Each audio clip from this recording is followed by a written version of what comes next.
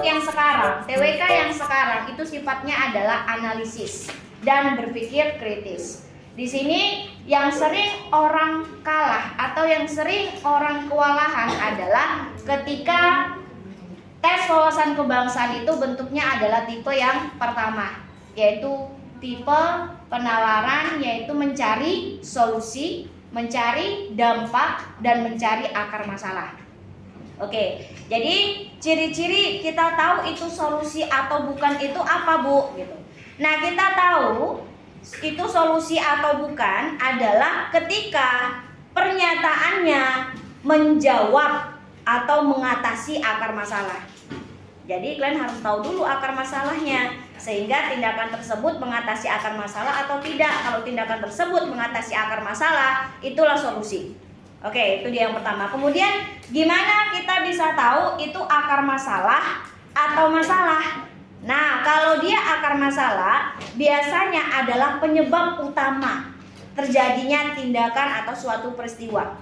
Jadi kamu tinggal identifikasi apa ya yang menyebabkan peristiwa ini bisa terjadi. Itulah dia akar masalah.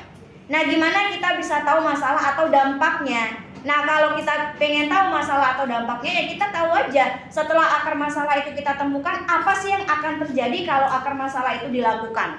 Itulah dia dampak. Oke, kita lihat apa yang menjadi pertanyaannya. Pertanyaannya adalah beberapa aksi kejahatan yang pernah dilakukan KKB adalah adalah melakukan penyerangan terhadap pekerja, pembacokan, penembakan, serta pembakaran rumah dan sekolah di beberapa wilayah di Papua. Dalam hal ini, tindakan yang dapat dilakukan oleh pemerintah. Garis pertama yang harus kamu tahu adalah pemerintah. Ya kan, pemerintah. Yang kedua adalah keculai. Yang ditanya adalah tindakan. Berarti tindakan ini berkaitan dengan solusi. Kalau yang ditanya solusi, kamu harus cari akar masalah. Akar masalah ini bukan musyawarah ya. Nanti politik juga. Baik. Dari teks di atas, kalian harus bisa tahu apa sih akar masalahnya, karena yang ditanya itu adalah solusi. Maka cari akar masalahnya. Itu yang salah. Aksi tindak kriminal atau kejahatan di wilayah Papua oleh KKB. Oke, KKB kerap beraksi di wilayah pegunungan di Papua. Beberapa kabupaten yang sampai saat ini dianggap rawan.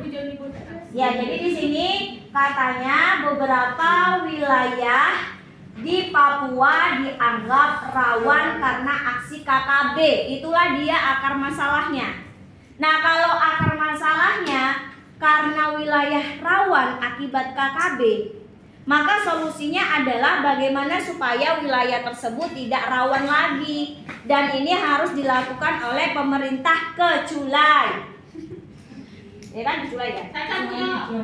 Oke, jadi yang A, meningkatkan keamanan di wilayah yang dianggap rawan aksi. Ini masuk dalam solusi? Masuk, berarti dia bukan jawabannya, karena ditanya adalah keculai.